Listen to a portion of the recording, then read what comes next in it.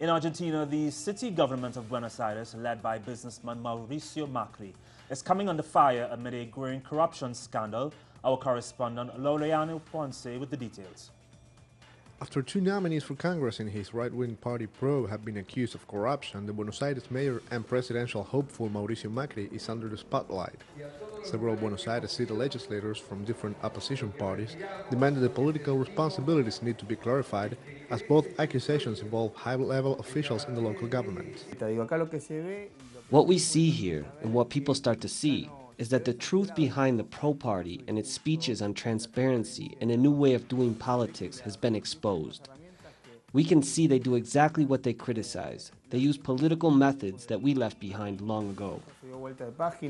One of the accusations was directed against Eduardo Amadeo, a parliament hopeful in the right-wing coalition Cambiemos. Amadeo is the head of two NGOs, which were awarded with more than $400,000 in contracts by the Buenos Aires local government since 2008.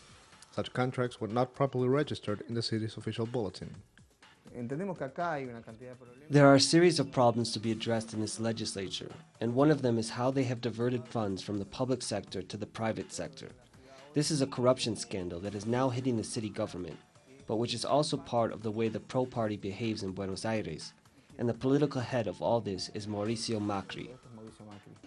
A previous case involves the city government for irregularly awarding more than $2 million to a TV production company owned by the now former nominee for Congress in Macri's ballot, Fernando Niembro, who declined his candidacy amid a growing scandal.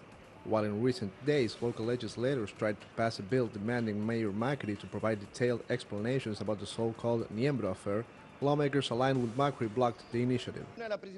One of the main slogans of this coalition led by Macri was transparency and the fight against corruption. Now it turns out that they are deeply involved in just such a scandal, yet they don't want to give proper explanations. Niembro's resignation was the first result of the growing corruption scandal in Macri's party. However, the main problem he seems to face right now is the increasingly visible distance between his discourse and the reality. Laureano Ponce, teleSUR, Buenos Aires.